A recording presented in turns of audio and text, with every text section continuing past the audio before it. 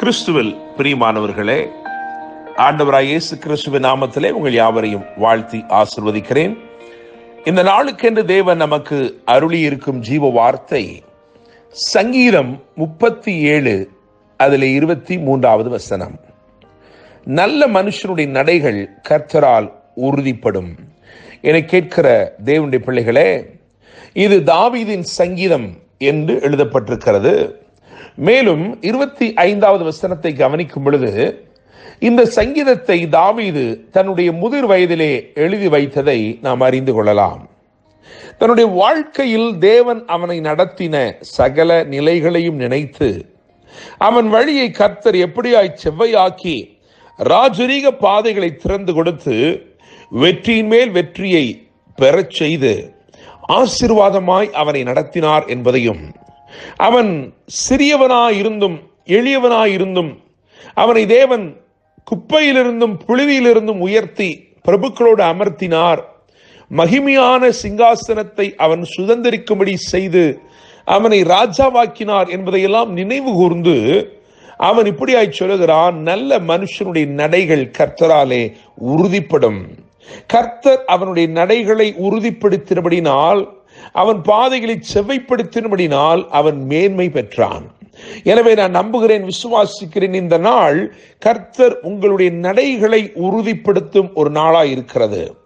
அவர் உங்கள் வாழ்க்கையிலே உங்களுடைய கரத்தின் கிரியைகளை இந்த நாளிலே உறுதிப்படுத்த விரும்புகிறார். உங்கள் நடைகளை உறுதிப்படுத்த விரும்புகிறார். உங்கள் காரியங்கள் எல்லாவற்றிலும் கர்த்தர் இந்த நாளிலே ஜெயத்தை கட்டளையிட விரும்புகிறார். என கேட்கிற தேவனுடைய பிள்ளைகளே, முதிர் வயதாய் இருந்து தாவீது எழுதி வைத்திருக்கிற இந்த சங்கீதத்திலே 4 முக்கியமான குறிப்புகளை அவர் எழுதியிருக்கிறதை நாம் கவனிக்க முடியும். அந்த 4 காரியங்களும் கர்த்தர் அவனுடைய வாழ்க்கையிலே செய்த கிரியைகளாய் இருக்கிறது. தேவன் தாவீதுக்கு செய்த கிரியைகள், ஆச்சரியமான கிரியைகளை அவனுடைய வாழ்க்கையிலே அவ்வப்போது அவன் அனுபவித்த அந்த கர்த்தருடைய கிரியைகளை அவன் வரிசைப்படுத்தி இருக்கிறான். அந்த 4 காரியங்களை இந்த காலை வேளையிலே நாம் தியானிக்க போகிறோம். இந்த நாளிலே நிச்சயமாக இந்த 4 காரியங்களையும் உங்கள் வாழ்க்கையிலே செயல்படுத்த நம்முடைய தேவன் உண்மையுள்ளவராய் இருக்கிறார். முதலாவதாக 5வது வசனத்திலே வாய்க்க பண்ணுவார் என்று எழுதியிருக்கிறது. 6வது வசனத்திலே 2வதாக விளங்க பண்ணுவார் என்று எழுதியிருக்கிறது. 40வது வசனத்திலே 3வதாக விடுவிப்பார் என்று எழுதியிருக்கிறது. இன்னும் 4வது குறிப்பாக 34வது வசனத்தை கவனித்தால் அங்கே வாழ வைக்கும் ஒரு தேவனை நாம் பார்க்கிறோம். உயர்த்துவார் என்று எழுதியிருக்கிறது. எனவே வாழ வைப்பார் என்று நான் அந்த குறிப்பை எழுதியிருக்கிறேன். என கேட்கிற தேவனுடைய பிள்ளைகளே, இவர் வாய்க்க பண்ணுவார், இவர் விளங்க பண்ணுவார், விடுவிப்பார், வாழ வைப்பார். முதலாவதாக வாய்க்க பண்ணுவார் என்று 5வது வசனத்திலே எழுதியிருக்கிறது. அதை கவனிக்கும் பொழுது, உன் வழியை கர்த்தருக்கு ஒப்புவித்து அவர் மேல் நம்பிக்கையாயிரு, அவரே காரியத்தை வாய்க்க பண்ணுவார். இந்த நாள் தேவன் உங்கள் காரியங்களை வாய்க்க பண்ணும் ஒரு நாளாய் இருக்கிறது.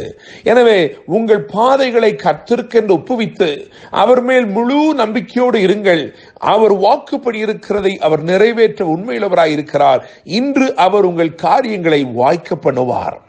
2வதாக 6வது வசனத்துக்கு வரும் பொழுது விளங்க பண்ணுவார் என்று நாம் சொல்லுகிறோமே, அங்கே என்ன எழுதப்பட்டிருக்கிறது என்றால், உன் நீதியை வெளிச்சத்தை போலவும் உன் நியாயத்தை பட்டப்பகலை போலவும் விளங்க பண்ணுவார். தாவீதுடைய வாழ்க்கையிலே பல பாதைகள் வந்தது.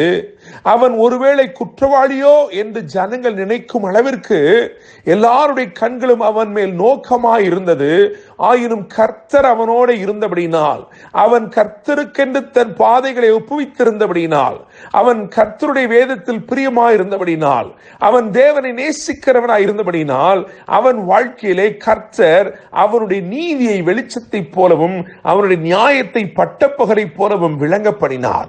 அதே போல் ஒருவேளை உங்களை அநியாயமாய் இன்றைக்கு குற்றம் சுமத்தி உங்கள் பேரிலே தீதாய் பழி சுமத்தி அது நிமித்தமாய் நீங்கள் கலங்கி நிற்கலாம். கர்த்தர் உங்களை பார்த்து சொல்கிறார், உன் நீதியை வெளிச்சத்தை போலவும் உன் நியாயத்தை பட்டப்பகலை போலவும் விளங்க பண்ணும் ஒரு தேவன் உன்னோட கூட இருக்கிறார். என கேட்கிற தேவனுடைய பிள்ளைகளை, மூன்றாவதாக விடுவிப்பார் என்று எழுதியிருக்கிறது. 40வது வசனத்தை கவனித்தால், கர்த்தர் அவர்களுக்கு உதவி செய்து அவர்களை விடுவிப்பார் என்று எழுதியிருக்கிறது. தாவீது அவனுடைய வாழ்க்கையிலே இந்த தேவனுடைய உதவியை பலமுறை பெற்றிருக்கிறான். பலமுறை அவருடைய உதவியை அவன் பெற்றிருக்கிறான். தேவனுடைய பிள்ளைகளே, எனக்கு ஒத்தாசை வரும் பர்வதங்களுக்கு நேராக என் கண்களை ஏறெடுப்பேன். வானத்தையும் பூமியும் உண்டாக்கின கர்த்தரிடத்திலிருந்து எனக்கு ஒத்தாசை வரும், எனக்கு உதவி வரும் என்று கர்த்தரையே சார்ந்து நின்றான். அவன் வாழ்க்கையில் அவர் விடுவிக்கிறவராக வெளிப்பட்டார்.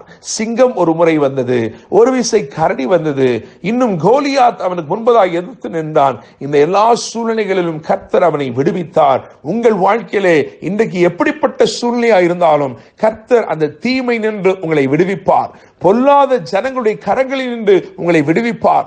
கர்த்தர் உங்களை பயப்படுத்துகிற எல்லா சூழ்நிலைகளிலிருந்தும் இன்று உங்களை கர்த்தர் விடுவிப்பார். நான்காவதாக வாழ வைப்பார் என்று நான் சொன்னேன். 34வது வசனத்தை கவனித்து பார்க்கும் பொழுது அங்கே எழுதியிருக்கிறது, நீ கர்த்தருக்கு காத்திருந்து அவருடைய வழியை கைக்கொள், அப்பொழுது நீ பூமியை சுதந்தரித்துக் கொள்வதற்கு அவர் உன்னை உயர்த்துவார் என்று எழுதியிருக்கிறது. என கேட்கிற தேவனுடைய பிள்ளைகளே, தாவீதுடைய வாழ்க்கையிலே கர்த்தர் அவனை வாழ வைக்கும்படிக்கு அவனை உயர்த்தினார். அவன் கர்த்தருக்கு காத்திருக்கிறதை தெரிந்து கொண்டான். கர்த்தருடைய சமூகத்தில் காத்திருந்தான். கர்த்தருக்கு முன்பதாக தன்னை தாழ்த்தினான். கர்த்தர் அவனை உயர்த்தினார். பூமியை சுதந்தரித்துக் கொள்வதற்கு அவர் உன்னை உயர்த்துவார் என்று எழுதியிருக்கிறது. உங்கள் வாழ்க்கையிலே கர்த்தர் வைத்திருக்கிற மேன்மை கொஞ்சம் அல்ல.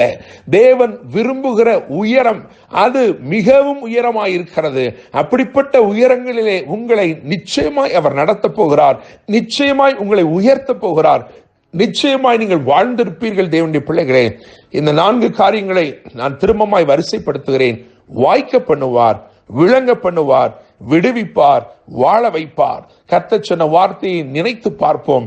சங்கீதம் 37:23, நல்ல மனுஷனுடைய நடைகள் கர்த்தரால் உறுதிப்படும். இந்த நாளிலே கர்த்தர் உறுதிப்படுத்தி உங்களுடைய பாதைகளை செவைப்படுத்தி ஆசீர்வதித்து உயர்த்தி மேன்மைப்படுத்தி வாழ வைப்பாராக.